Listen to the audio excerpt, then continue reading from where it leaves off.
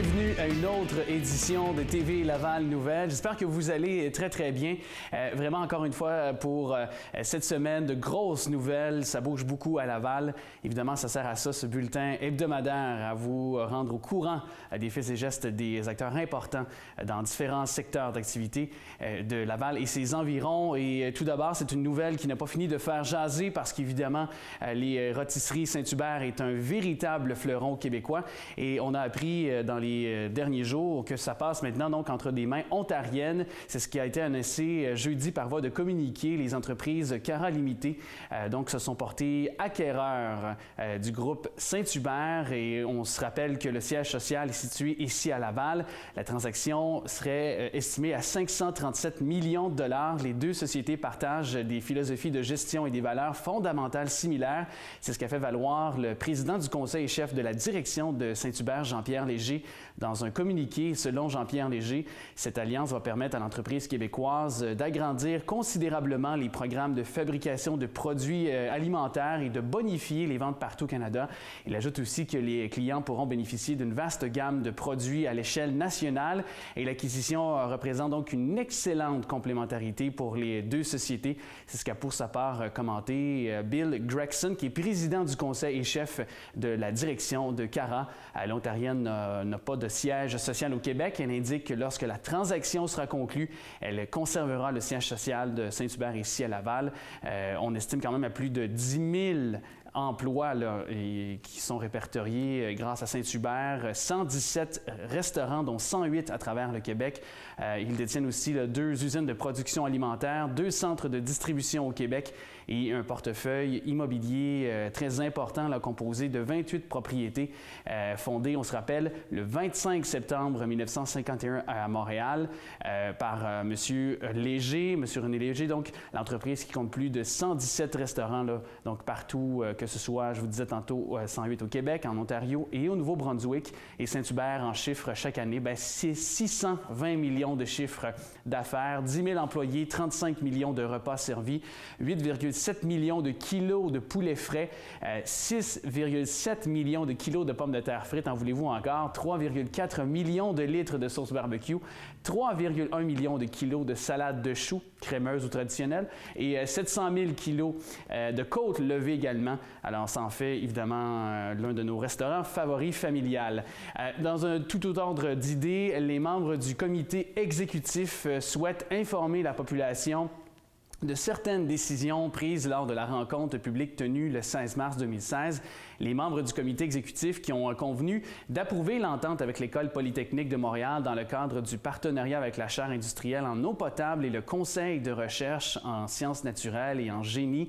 La contribution de la Ville pour les années 2015 à 2019 se chiffre à 41 000, en fait à 412 500 $. Eux qui sont partenaires de la chaire depuis ses débuts en 1992. La Ville rappelle que la production d'une eau potable d'excellente qualité figure vraiment au cœur des activités du service de l'environnement et les résultats des recherches permettront à la municipalité de continuer à orienter efficacement les investissements qui sont à faire dans les usines de production et sur le réseau de distribution. Laval qui retire beaucoup de ce partenariat avec Polytechnique tout en contribuant à la formation des ingénieurs qui feront face aux défis environnementaux de demain. C'est ce qu'a soutenu le maire, M. Marc Demers. Et une subvention quand même très significative de 50 000 $ est accordée à l'organisme l'Aviron Hébergement Communautaire qui a pour mission de prévenir l'itinérance et l'exclusion sociale des personnes en situation d'instabilité résidentielle, économique et sociale au moyen d'un service d'hébergement d'urgence et de logement supervisé.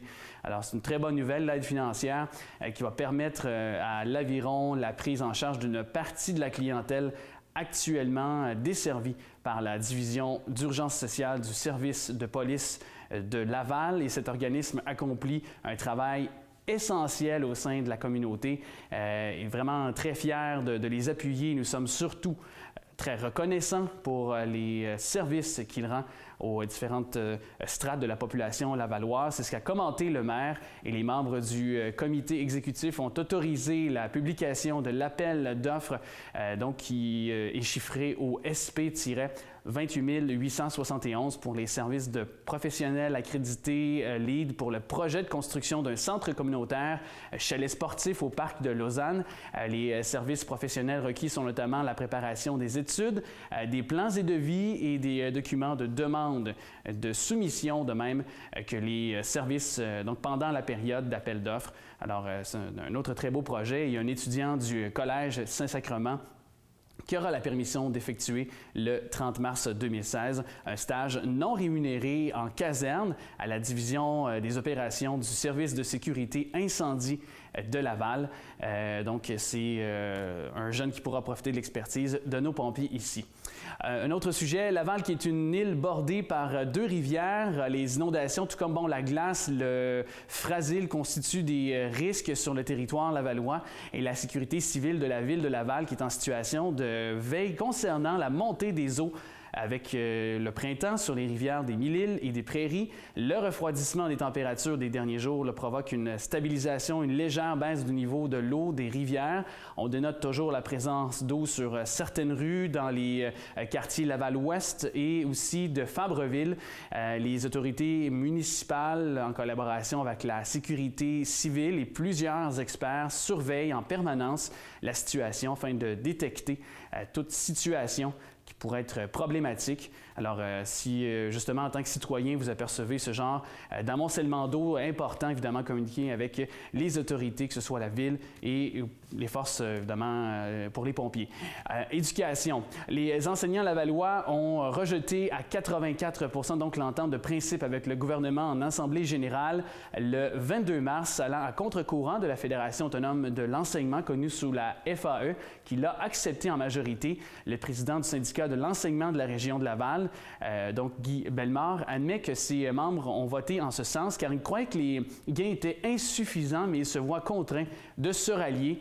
Les enseignants qui voulaient continuer la lutte, on aurait pu aller en chercher encore plus. Le gouvernement n'a pas bronché d'un iota au niveau salarial et de la retraite. C'est ce qu'il a expliqué donc un peu plus tôt suite à cette annonce. Et M. Bellemare affirme que c'est la FAE qui regroupe le 8 syndicats et 34 000 enseignants qui a toutefois réussi à faire des avancées significatives au cours de ces négociations. Une réduction du nombre d'élèves dans les classes de maternelle va permettre notamment d'avoir un impact positif sur la réussite scolaire des élèves et particulièrement dans les milieux qui sont défavorisés, souvent sous-financés malheureusement. Et les enseignants ont aussi obtenu l'ajout de 250 postes réguliers pour l'éducation des adultes et la formation professionnelle. Le nombre de postes avait été haussé lors du renouvellement de la convention précédente en 2009, mais maintenant, donc, on s'enquérit de cette bonne nouvelle. Avec 255 postes de plus, on est d'avis que la prochaine convention collective sera meilleure que la précédente et nous savons que ce n'est pas l'entente du siècle, mais le contexte d'austérité nous a amené là. Donc, c'est ce que le président du SERL a d'ailleurs tenu à souligner, la remarquable mobilisation de ses membres pendant les 18 mois de la négociation. Nous étions très actifs à Laval. C'est du jamais vu. Le SERL en sort grandi. Cela a permis de créer une solidarité qui n'existait pas auparavant, selon les dires, donc toujours, de ce président du syndicat, donc du SERL. Et la participation des enseignants fut exceptionnelle. Nous étions sur le terrain jusqu'à tout récemment. Sans eux, ces gains n'auraient pas été possible, particulièrement dans ce contexte d'austérité. C'est ce qu'il a aussi enchaîné. M. Bellemare n'a pas caché que les enseignants de Laval sont toujours en colère contre le gouvernement, Couillard bien sûr, et même si nous avons voté contre cette entente, nous devons donc accepter le verdict, vraiment rentrer dans les rangs. Nous ne sommes pas choqués du fait que la FAE l'entérine. C'est ce qu'il a donc affirmé toujours. Et même si nous avons décidé autre chose que la majorité, il n'y a pas d'animosité. Les échanges ont été respectueux, cordiaux. Le gouvernement nous a amenés dans cet entonnoir. Donc, le gouvernement est en cause selon toujours le président de ce syndicat. Budget du Canada. 2016-2017, le maire de Laval qui réagit favorablement au budget du Canada présenté par le ministre des Finances, l'honorable William Francis Morneau. Dans l'ensemble, Laval qui est satisfaite des intentions du gouvernement d'investir dans le logement abordable et le développement durable. Nous apprécions les investissements notables annoncés dans le logement abordable. Ces annonces nous interpellent particulièrement considérant les sommes à consacrer, entre autres, au projet immeuble Val-Martin. De plus, le fait que le gouvernement du Canada considère les villes comme des partenaires de premier plan et leur réserve des sommes spécifiques. Ça devrait donc permettre de mieux répondre aux priorités de chaque citoyen. C'est ce qu'a soutenu le maire de Laval, Marc Demers, ajoutant qu'il était très heureux de l'annonce concernant l'augmentation de la part des investissements en infrastructures provenant du fédéral dans le cadre des nouveaux fonds dédiés au transport en commun, à l'eau potable et au traitement aussi des eaux usées, qui évidemment est toujours important pour une ville comme Laval. Centre jeunesse avec les coupures effectuées par le gouvernement plutôt qu'un financement additionnel des dossiers qui devraient être traités en 72 heures peuvent traîner durant 6 semaines. Tout déborde, soutient Pierre Crevier, président du syndicat des employés du Centre jeunesse de Laval, connu sous évidemment le terme SECJL. Après avoir pris connaissance du rapport déposé par le vérificateur indépendant André Lebon, ce document met en lumière le manque de moyens du Centre jeunesse de Laval pour répondre à une explosion et complexification de la clientèle. À ce centre, de 2014 à 2015, on a constaté une augmentation de 16 des signalements de jeunes en détresse, maltraités, abusés ou ayant des troubles de comportement sur le territoire de l'île Jésus. La FSS de la CSN donc soutient qu'au cours des 4 dernières années, plus de 50 millions de dollars ont été coupés dans les budgets des centres de jeunesse pour appuyer plus encore la nécessité d'argent neuf. Pierre Crevier qui rappelle que, comme partout ailleurs, les coûts en denrées alimentaires, vêtements qu'exige l'hébergement de ces jeunes en difficulté ont augmenté et vont continuer justement d'augmenter considérablement dans les prochaines années. La députée de Sainte-Marie-Saint-Jacques, qui a été longtemps coordonnatrice du Centre des femmes de Laval, Manon Massé, qui a également déploré l'absence de financement additionnel pour assurer la sécurité des jeunes pendant leur séjour en centre jeunesse. Donc, elle qui vraiment a interpellé le ministre Couillard et le premier ministre du gouvernement du Québec, voilà. Entre autres, les ministres Coiteux et Charlebois promettent de nouvelles ressources et une panoplie de mesures afin d'offrir un meilleur continuum des services en centre jeunesse, mais pas un cent de plus n'est octroyé pour les mesures en application. C'est ce qu'elle a toujours indiqué. Et pour elle, l'enveloppe de 3 millions annoncée pour le programme Prévention Jeunesse il y a quelques semaines, alors qu'un programme similaire donc existait déjà et avait fait ses preuves est nettement insuffisante, toujours selon les dires de la députée de Québec solidaire, Manon Massé. Dans le cadre de la 16e édition de la Journée nationale du travail invisible, l'Association féminine d'éducation et d'action sociale, la FEAS de Laval, qui organise un dîner-conférence sur le thème de l'importance du pilier collectif dans une société équilibrée par M. Jean-Martin Hossan, directeur général du chantier de l'économie sociale. M. Hossan qui va parler de l'économie sociale et du travail dit invisibles qui font partie de ce pilier. La prospérité d'une société repose sur la qualité de vie des citoyens et des citoyennes, bien sûr, qui en constituent la base et le rôle central que joue le travail invisible dans l'équilibre social mérite qu'on s'y intéresse.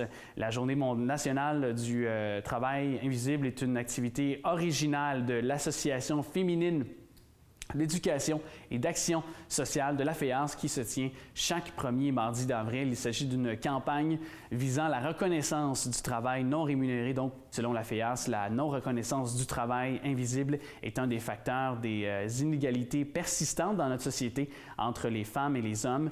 Et c'est aussi l'une des causes de l'appauvrissement des femmes qui prennent soin des proches qui sont peut-être en perte d'autonomie, justement. Et le dîner-conférence se tiendra le 5 avril à 11h donc à 11h30 précisément, au centre communautaire Saint-Joseph, situé au 1450 boulevard Pie-Neuf à Laval. Alors, pour cette excellente cause, on vous incite à être présent.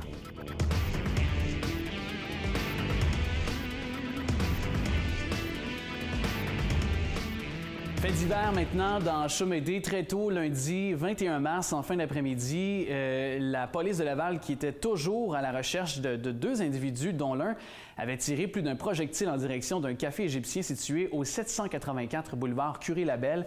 Et très tôt, le lundi du 21 mars, vers 4h05, il y a des gens qui étaient à l'intérieur d'un restaurant se trouvant dans un petit centre commercial accueillant notamment un salon de coiffure, une pizzeria et une entreprise de presse-sur-gage. Les trois suspects qui sont arrivés à bord d'un véhicule qui a été identifié plus tard après s'être heurté donc à la porte close du café égyptien.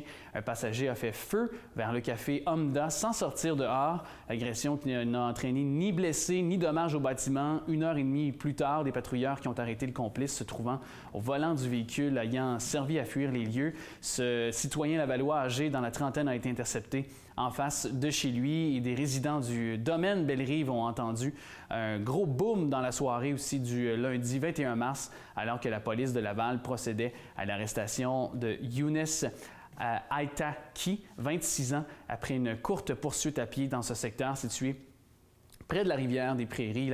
Il a été intercepté vers 21h après l'utilisation d'une grenade à main incapacitante par les policiers. Ce suspect serait impliqué dans ce coup de feu tiré face au café Omda, boulevard Curie-Labelle. Tout indique qu'on aurait retrouvé une arme sur lui ou dans son véhicule puisque l'individu a comparu le mardi suivant, donc le mardi 22 mars, faisant face à 7 chefs d'accusation, dont possession d'armes à feu et de munitions, ainsi que bris de conditions et entrave au travail d'un agent de la paix. Donc, quand même une histoire qui a fait largement jaser dans ce secteur de la ville.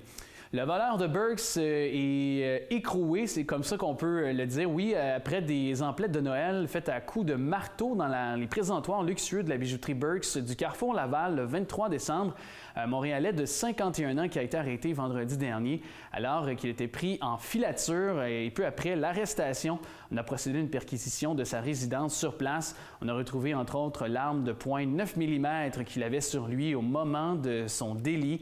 Il avait fait main basse sur des montres et des bijoux d'une valeur de 300 000 $ quand même. Le suspect qui était entré dans le commerce du Carrefour Laval en pointant son arme vers des clients et employés avant de fracasser les vitres des présentoirs. Il avait quitté le centre commercial à pied pour ensuite prendre place dans un véhicule Saturn Ion de 2003, couleur Bourgogne. C'est un appel au public qui avait été émis à la mi-janvier. Ce sont les analyses d'ADN du laboratoire d'identification judiciaire qui ont permis de remonter à la trace de Marco Ruet, qui a comparu le lundi 21 mars pour son vol spectaculaire. Il faisait face à 14 chefs d'accusation, dont la possession d'armes à feu, vol qualifié, recel et déguisement aussi, qui lui ont été donc prodigués comme accusation. À Auteuil, une enquête sur une affaire de pornographie juvénile qui a mené les policiers dans une résidence de la rue Thibault, près du boulevard des Laurentides et de l'école Charles Bruno. Toute une histoire, la perquisition qui a été effectuée dans la matinée du mardi 22 mars, peu avant le début des classes. Les passants n'ont pas manqué d'être intrigués par la présence d'un poste de commandement et aussi de deux autopatrouilles, dis-je bien, dans ce secteur avoisinant également le parc école Horizon Jeunesse. Un tel déploiement qui a été rendu nécessaire pour accomplir le travail de recherche et d'analyse aussi des ordinateurs de l'endroit qui était visé. Alors, le dossier impliquant des mineurs, peu de détails qui sont encore connus, notamment à savoir si l'on a retrouvé des preuves ou non de pornographie juvénile sur place. Évidemment, les procédures d'enquête vont déterminer la suite.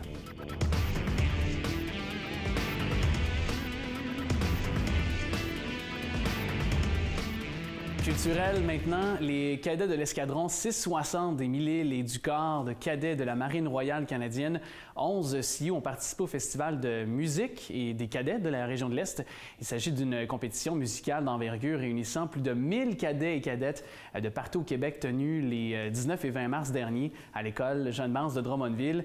J'ai beaucoup appris en une semaine. J'ai joué de tous les instruments tous les jours et je suis très fier d'avoir terminé les pièces. Mentionne le cadet tubiste Madirida, 13 ans. Ce cadet a remplacé à pied levé un coéquipier pour permettre à son équipe de se présenter à la compétition. Mentionnons que le cadet Manuel Antonio Castillo, qui est saxophoniste de l'escadron 660 des Mille-Îles, a complété le niveau 4, l'avant-dernier niveau qu'un cadet puisse obtenir.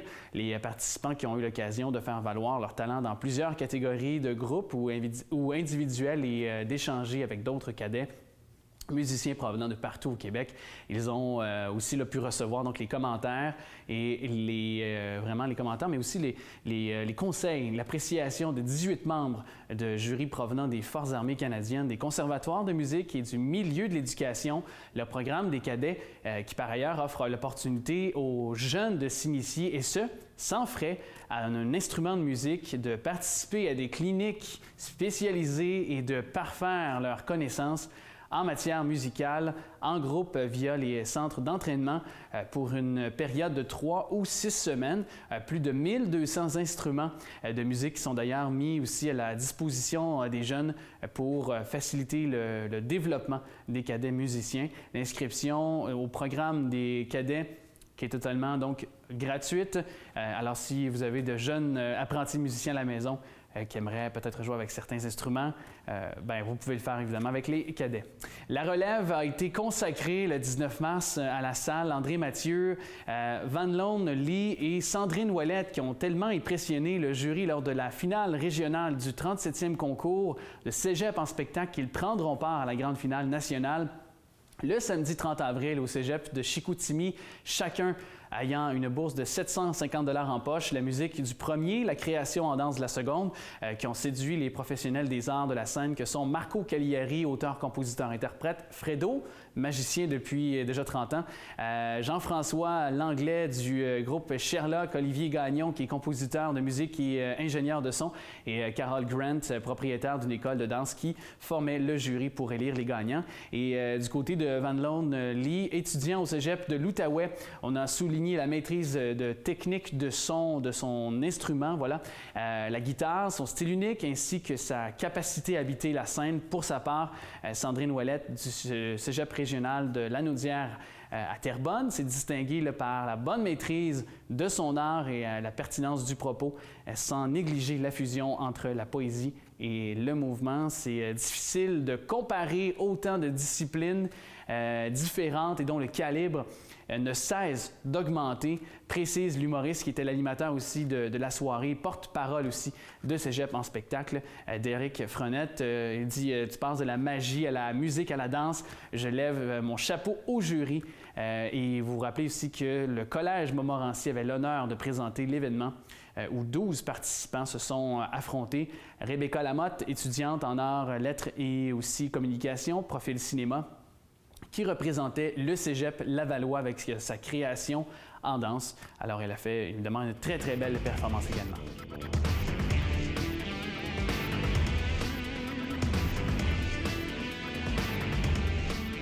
Sport maintenant, l'ancien bagarreur numéro 1 de la Ligue nord-américaine de hockey, un personnage que vous connaissez très très bien, et athlète d'arts martiaux mixtes, Steve Bossé, qui n'a pas peur d'affirmer que sa victoire de samedi dernier contre James Te-Huna par KO à 52 secondes du premier round est assurément sa plus grande victoire en carrière.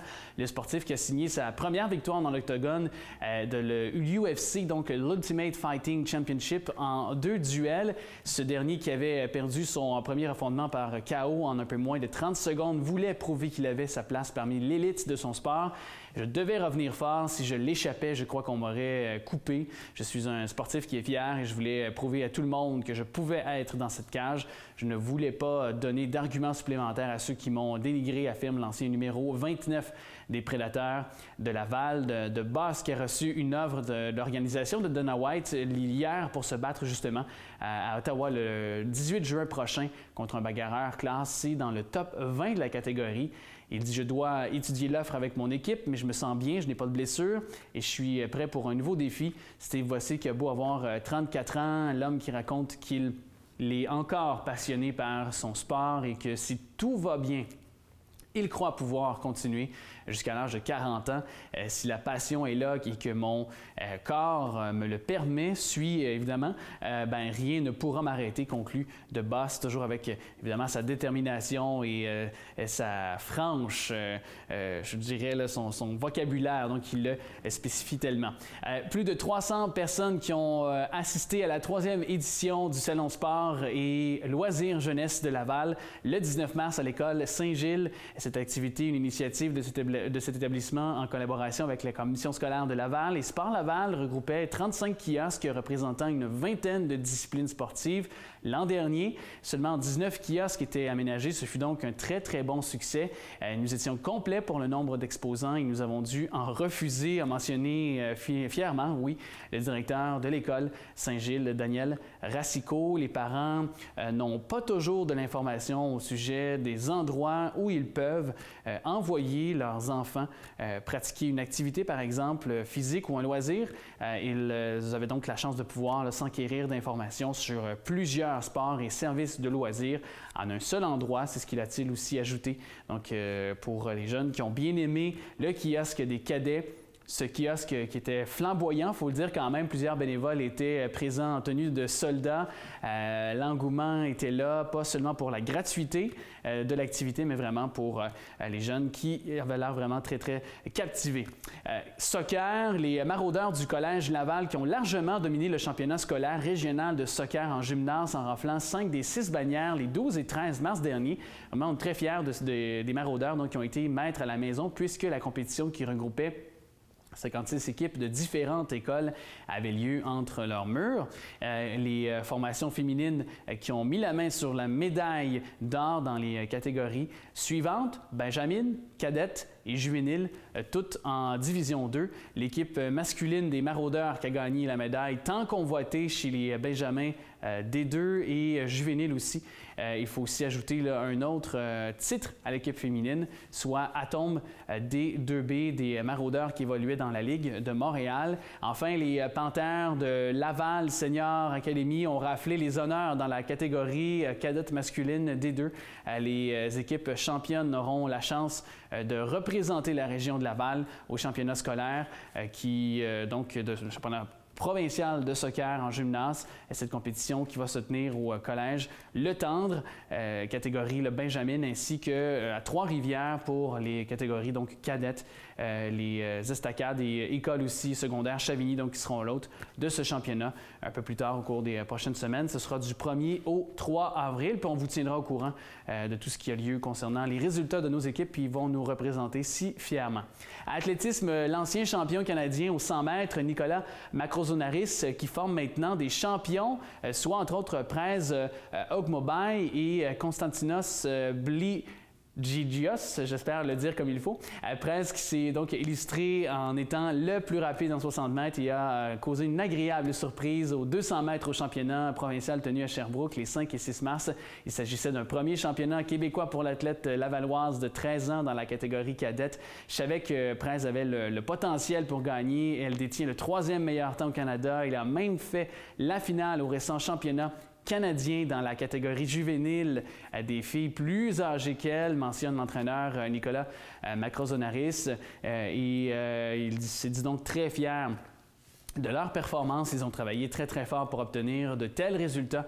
C'est ce qu'a ajouté l'Olympien Konstantinos, qui a également brillé en décrochant son premier titre provincial aux 60 mètres, montrant un chrono de 7,23 secondes dans la catégorie junior. Et Costa qui n'a pas gagné, Konstantinos donc qui n'a pas gagné beaucoup de courses, mais il est toujours resté positif. Je savais qu'il pouvait gagner l'épreuve lance-fièrement. Macrozonaris, ce dernier qui a d'ailleurs vanté aussi la grande détermination de son protégé de 18 ans lors d'un entraînement.